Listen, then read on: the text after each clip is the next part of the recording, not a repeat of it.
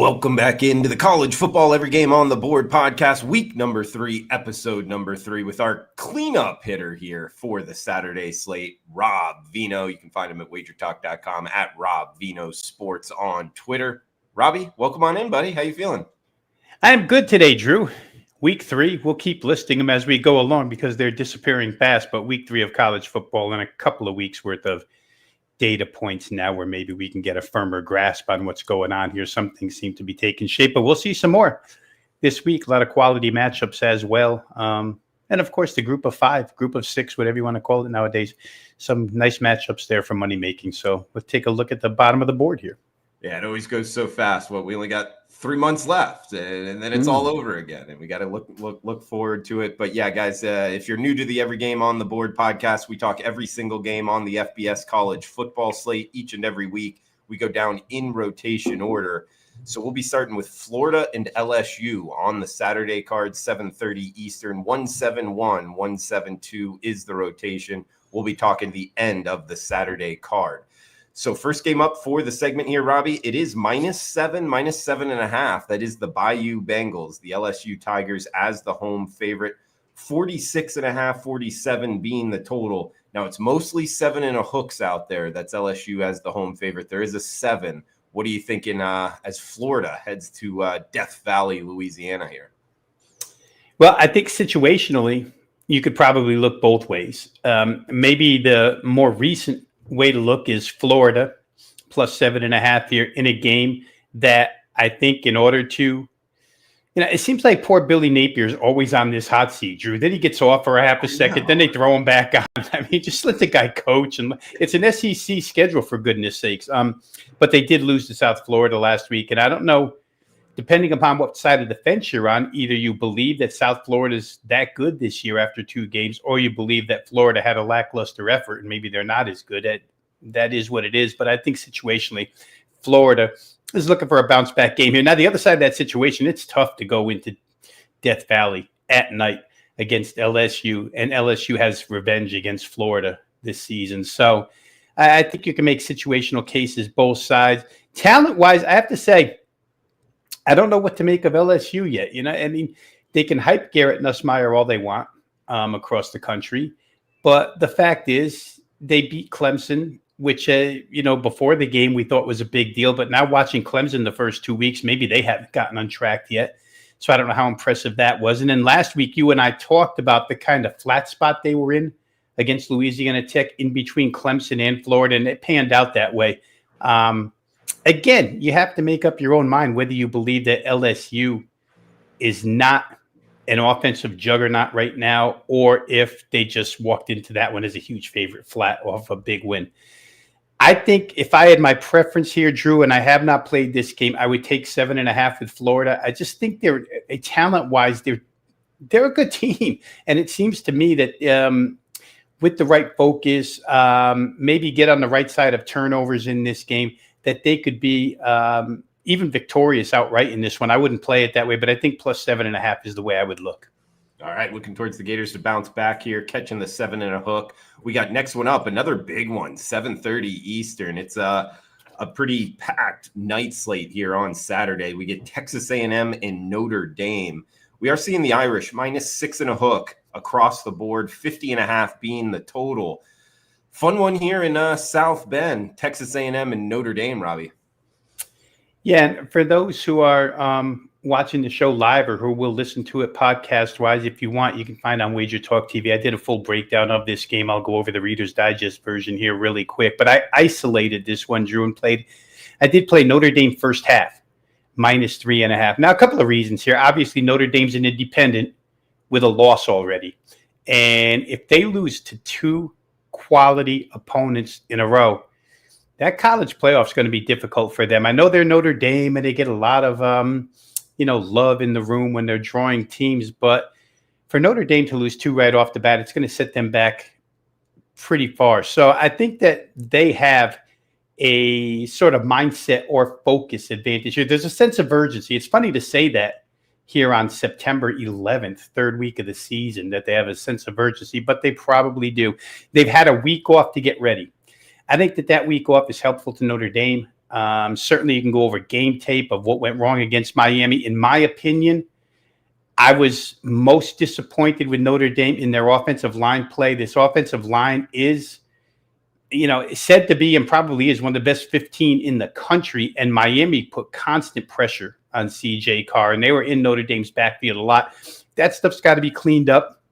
I think they'll run the football more. They only ran for 93 yards, and when you have that backfield, you can't just be running for 93 yards. And I'll say this about A&M. They gave up 203 rushing yards to UTSA first week. So they may be vulnerable against the run here for Notre Dame. It's the first game out of College Station for Texas A&M on the road in South Bend. That's not the easiest venue of all. And Marcel Reed, although he's going to play, walks in a little bit injured. Not the most accurate passer, very good runner, dual threat definitely, but he's not Carson Beck, let's put it that way, who Notre Dame faced the first time as far as passing is concerned. And Notre Dame's secondary may get a couple of chances here. I didn't play full game here, Drew, just because I don't want to give Mike Elko the chance to go into the locker room at halftime and make some adjustments. I still don't have the utmost faith in CJ Carr to continue scoring with this team. So I'm going to bank on Notre Dame coming out of the gates quickly here, winning the first half by 4 points, and hopefully cash my ticket and watch the rest.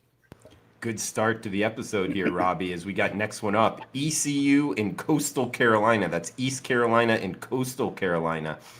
7:30 Eastern time. It is -7.5. That's ECU as the road favorite. 57 being the total in Conway, North Carolina, I believe it is. But it's Coastal Carolina as the home team.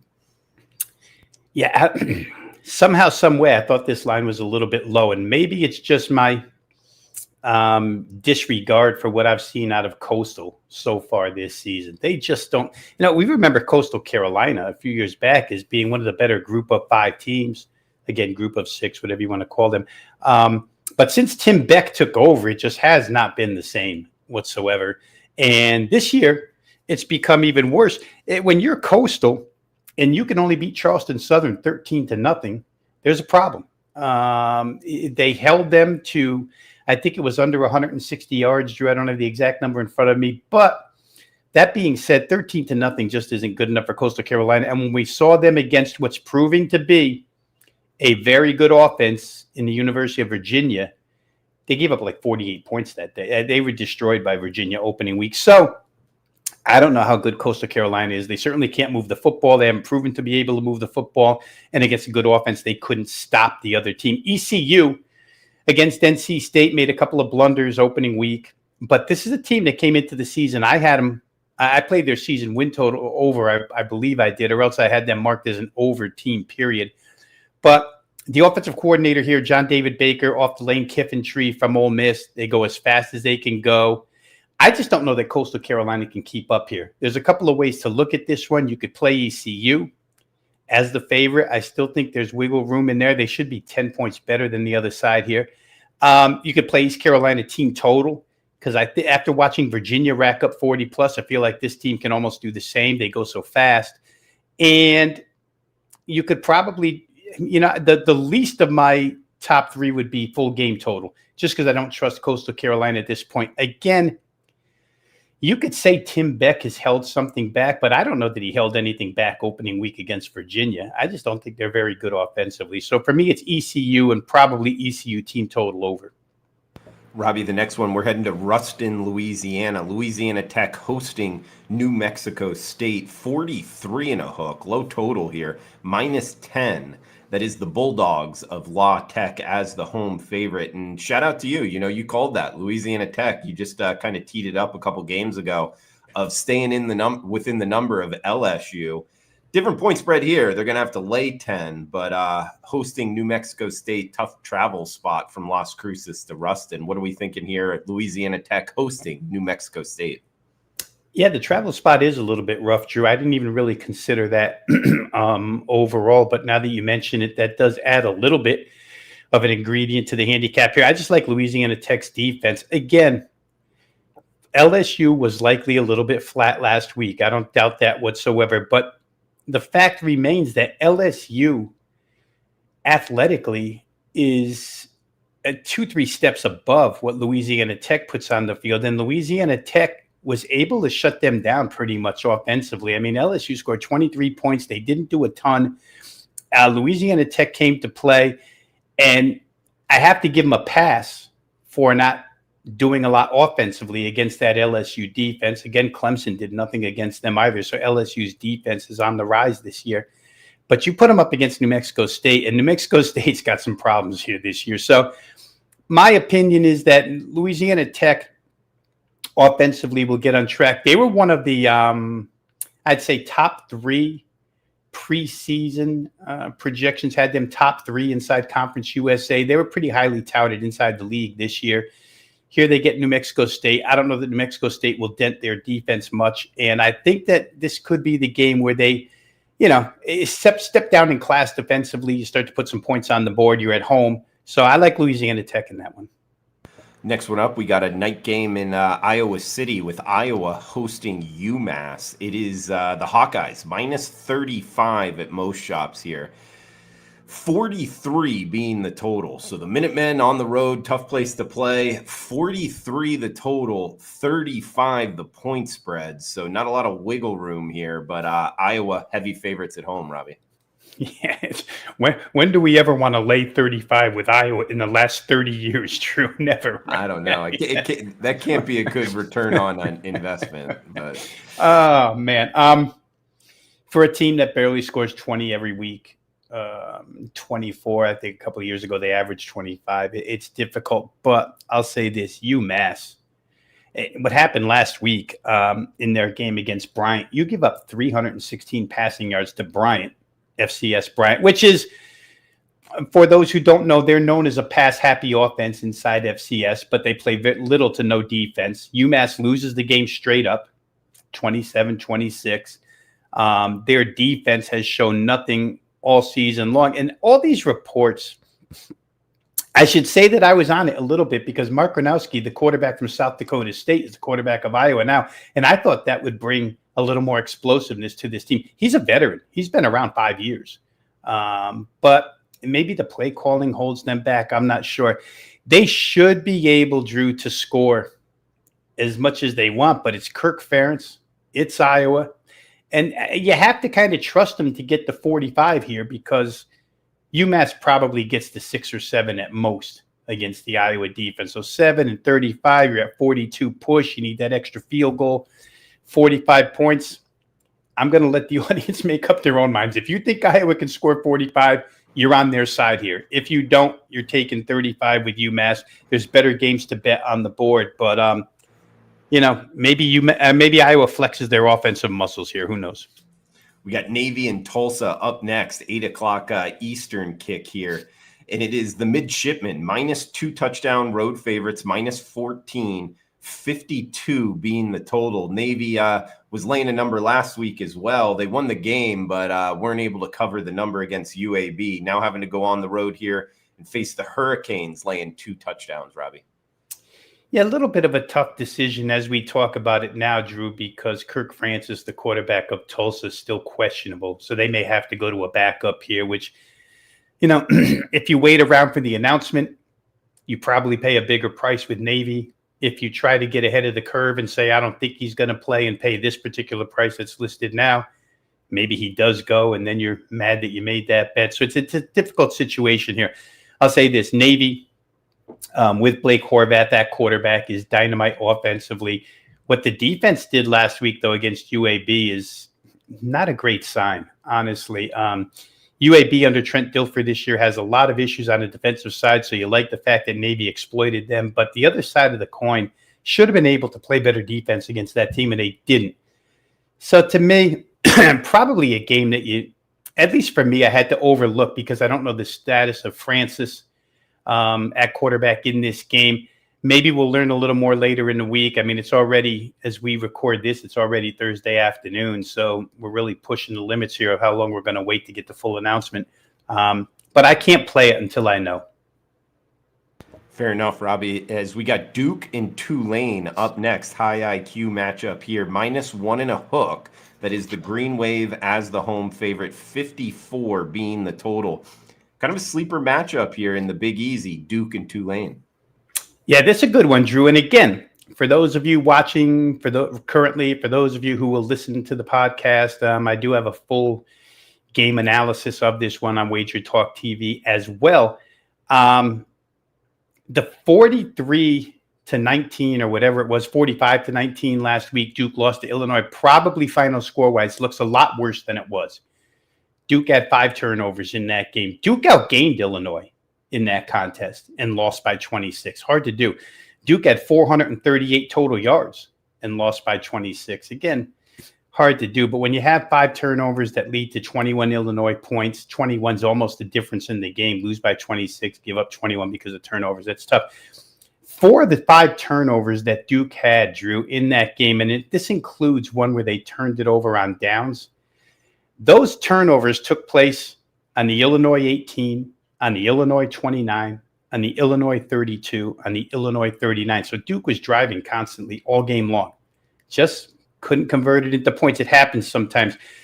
Again, threw for 356, which I don't think we've seen out of Duke in a while. But this is a good offensive team all of a sudden, as is Tulane. But Tulane had a scare last week against South Alabama, coasting along 33-17. Next thing you know, they're barely winning 33-31. And South Alabama was racking up the yardage against Tulane, 31 points, 421 yards. I think what's scary about the Tulane defense is they gave it up both ways, 190 on the ground, 231 through the air. Kind of tough to get behind the Tulane defense, which looked really good week 1 at home against Northwestern. They dominated.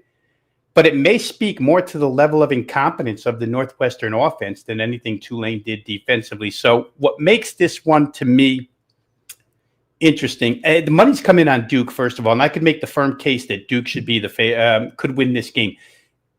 The turnover margins for both of these teams are exact opposites, right? Tulane so far has benefited from turnovers. I think they're +7 in the turnover column, and Duke is -6 on the season. So those numbers sometimes are random. They don't always hold up. But the quarterback play here is really good. Remember, Jake Retzlaff, the kid who got thrown out of BYU, has come to Tulane and done really well in this offense. And Darian Mensah was the quarterback of Tulane last year, and he runs Duke now. Like I said, I could make a firm case for Duke as a side play, but I think the better play might be over 53.5 in this one. Both defenses have allowed over 400 yards in a game already, and both offenses are humming pretty well. So I think 53.5 is probably too low. Yeah, it makes a great case there. I mean, the quarterback play, the yardage for sure. We have seen the market come in on Duke. And a lot of times you'll see that when a team puts up a bunch of yards and loses the game like that, also with the turnovers, like Robbie said. So, yeah, we are seeing -1.5 now. That is Tulane as the home favorite. We'll go from the Big Easy to Wyoming here as we get Utah and Wyoming, Robbie. And it is the Utes as the road team. So that's kind of unique here. But -23.5, that's Utah as the road favorite, 46.5 being the total.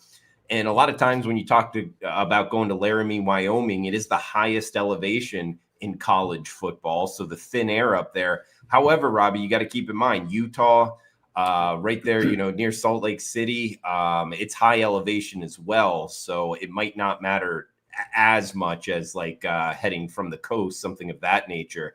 Also, another aspect to throw in there, if you've been watching the news, a lot going on there with the shooting of Charlie Kirk in this area. If that affects Utah at all, but Utah at Wyoming, I'll throw it over to you, Robbie. Yeah, and good point there for the exterior stuff that went on yesterday. Tragic, obviously. Fundamentally, Drew, I read somebody online analyzing this game who basically said your biggest obstacle here is Kyle Whittingham. And I have to agree. We just talked about Kirk Ferentz, and Kyle Whittingham is a guy that generally, you and I talk about this now, coaches that'll just keep on scoring. Kyle Whittingham's not one of those. But if he wanted to against this Wyoming team, they probably could. Again, I'll reiterate what I said last week after Wyoming's crushing of UCLA. who then went on to lose to UCLA or to UNLV, excuse me. But this offensive line is tremendous. Top 10, in my opinion, in the nation, 2 first-round picks on that offensive line. And with all the talk about quarterbacks across the country, Drew, Devin Dampier's name doesn't come up very much.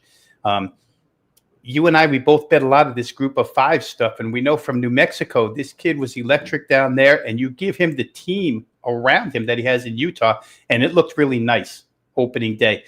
I would love to play Utah here at less than 24 because I think this could very well be a 34-10 type game, 35-10 type game. But again, it's dependent upon how much Kyle Whittingham really wants to score. Now, if you back Utah, there's probably a good opportunity that your defense will set something up. Defense, either take one back or give you a short field, maybe an extra score that you weren't counting on in this game. So for me, it would be Utah or nothing.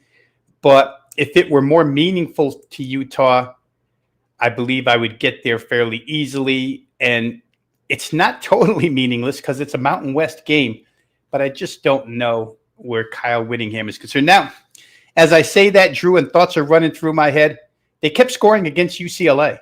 And they scored a couple in the fourth quarter against UCLA, and that was pretty much a rout. So we'll see how it goes. But I love Dampier, like that team. I think they're physically better than Wyoming for sure.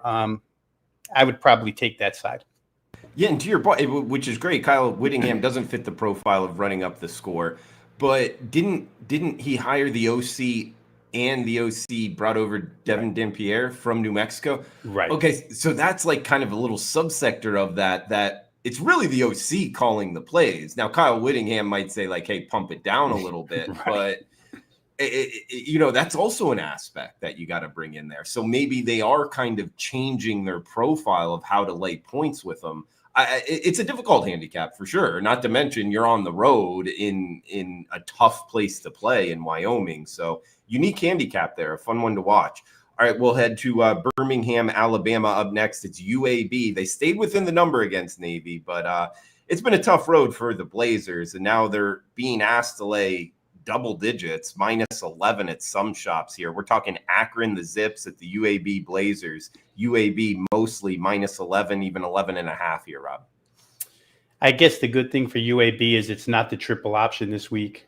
I mean, Navy just ran them into the ground. Akron doesn't play that. Akron barely scores at all. But you always have to look at both ends of this, Drew. UAB's defense is so bad that Akron has a chance to score their share here. So immediately my eyes get drawn to a total, which you hope is low enough to where you can play over, maybe getting some value. I'm not sure that we have it here. But Trent Dilfer's team is kind of a one-trick pony. They're going to try to get a higher score total than you. And I know that sounds generic, but what I mean by that is they're going to try and get to 35 when you can only get to 34.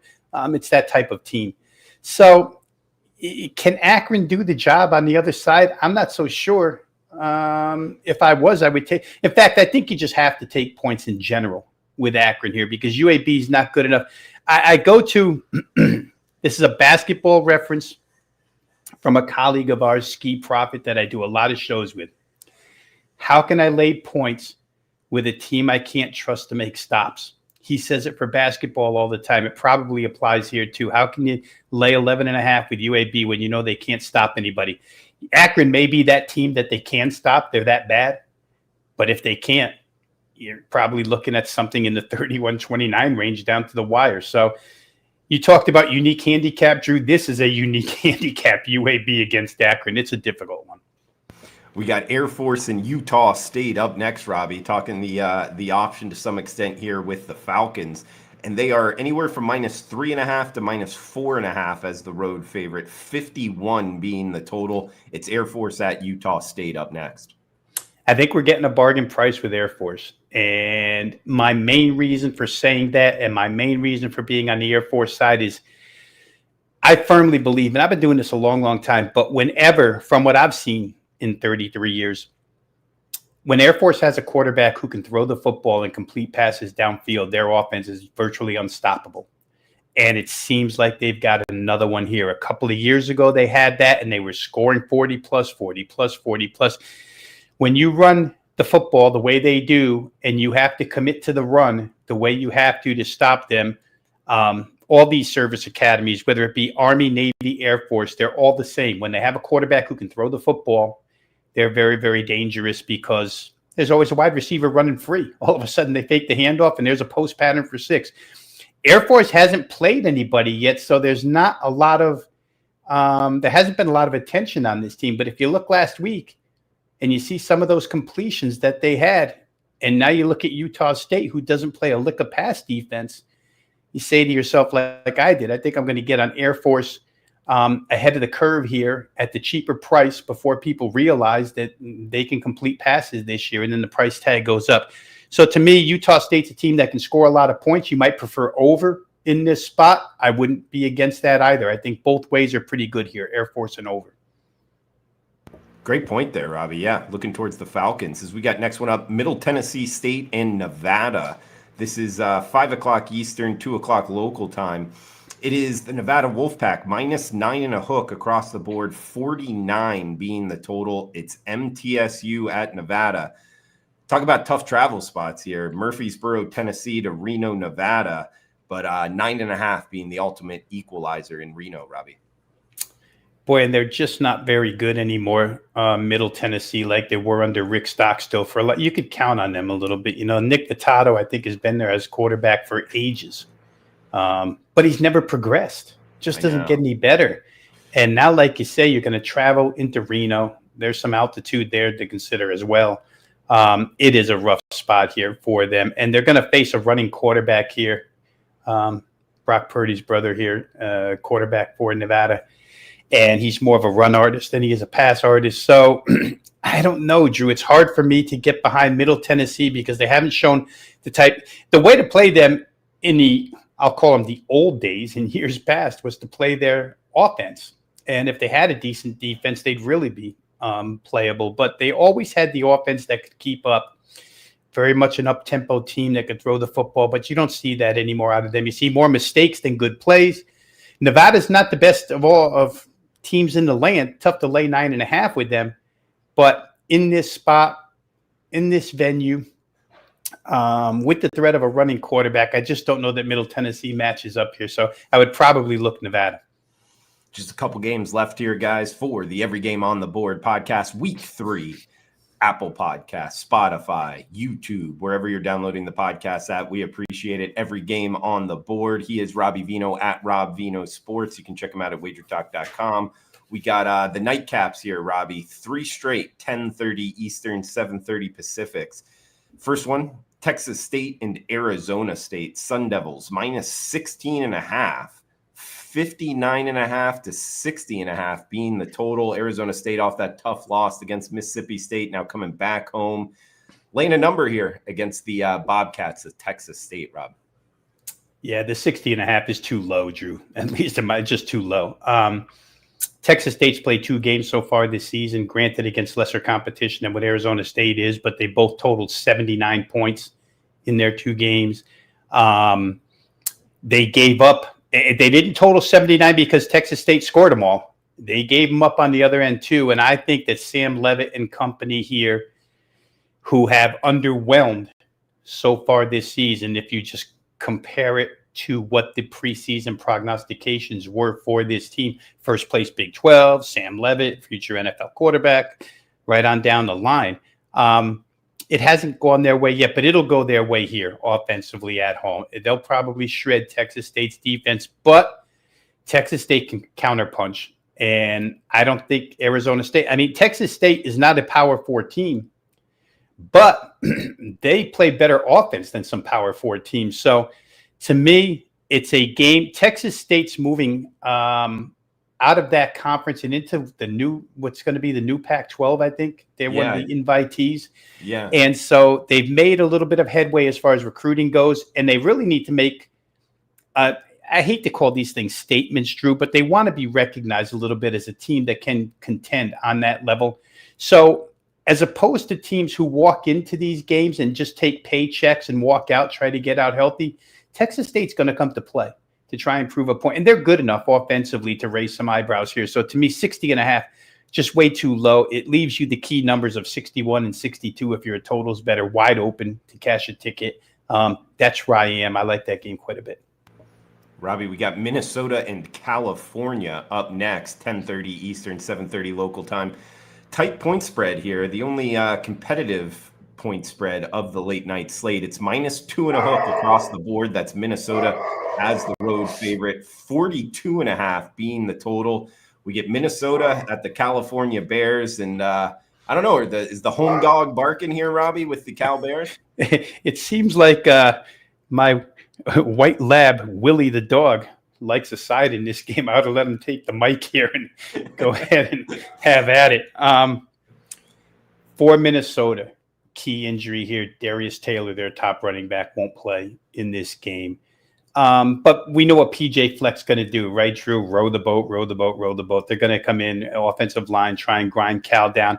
However, Cal's always been a pretty sturdy defensive team, so I think Minnesota is going to be forced to throw a little. And I just love the new quarterback for Cal. It gives Cal so many options as far as becoming a vertical team. Cal doesn't become boring this year offensively. I think they're going to test Minnesota quite a bit. Minnesota, obviously a tough physical defense. That's their trademark. But I think Cal can give them fits here. I really do on the home field. Minnesota, to me, when you take this type of team on the road that doesn't have that built-in ability to, I'll call it, hit home runs or make game-breaking plays and score a bunch, I get nervous because you get the home crowd behind you and you're teetering with like a 17-13 lead if you're a team like Minnesota, and one big play beats you. And we see it time and time again.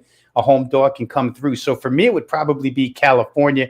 And everybody doesn't stay up this late to watch college football. That's not top 25, Drew. But if you are, you want to take a look at the new Cal quarterback and the passability here. We saw it on display against Oregon State in week 1. Probably see it on display here again against Minnesota. I think they'll give them a run, and I think California can win the game. Robbie, we got last game on the card here, Boston College and Stanford. We are seeing BC -13 and a hook as the road favorite, 44 being the total. Interesting one here to end it, Robbie. I mean, we get Boston College, the nationally televised game against Michigan State, giving them all they could handle. But a tough road trip here, going cross country. Stanford, they haven't been any good yet this season. But again, catching almost 2 touchdowns on the farm. What are we thinking Boston College and Stanford to end it? Yeah, it's like the NFL Bowl here, right? It's Bill O'Brien against Frank Reich, 2 NFL coaches going head to head. We talked about that BC Michigan State game last week, Drew, and I had mentioned to you, I wish I could bet them both. You couldn't. They were playing each other. It turned out to be a great game.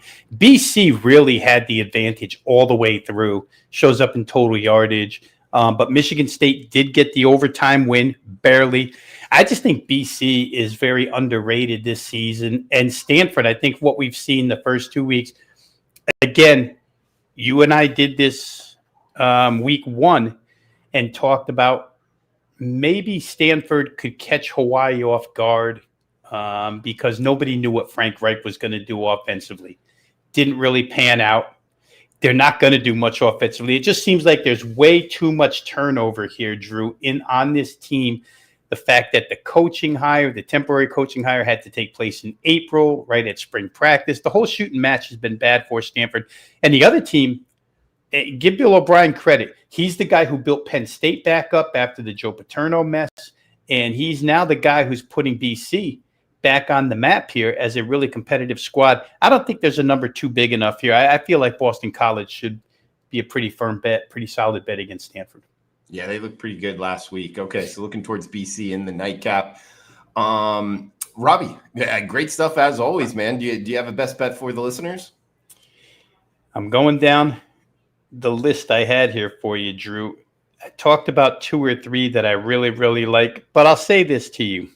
I'm gonna leave you with that Arizona State Texas State game. I just don't think 60.5 is enough points here. The winner, ASU, probably gets to 45, meaning the other team only has to get to 17 to get it over. And Texas State, in my mind, is going to get into the 20s here against ASU. So I like that game quite a bit. I'll leave that as my best bet. Arizona State, Texas State, up and over 60.5. All right, Robbie. And it looks like FanDuel's dealing a 59.5. So we can give you the best number to 60 we'll and cash it. But yeah, at Rob Vino Sports on Twitter, mainstay here on the Every Game on the Board podcast, a fan favorite at Rob Vino Sports. Robbie, anything else before we shut it down?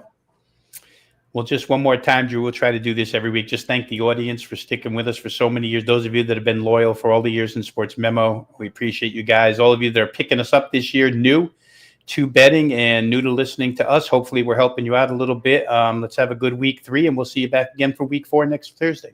Yeah, I second that. Well said, Robbie. Shout out to Titan CT, Deep Fry Ty. Watch it on Twitter and YouTube live here, Every Game on the Board, and wherever you're downloading your podcast at Every Game on the Board. For Robbie Vino, I am Drew Martin. That does it for week 3, Every Game on the Board podcast. Thanks for tuning in. Cash those tickets. We'll talk next week. Enjoy the weekend.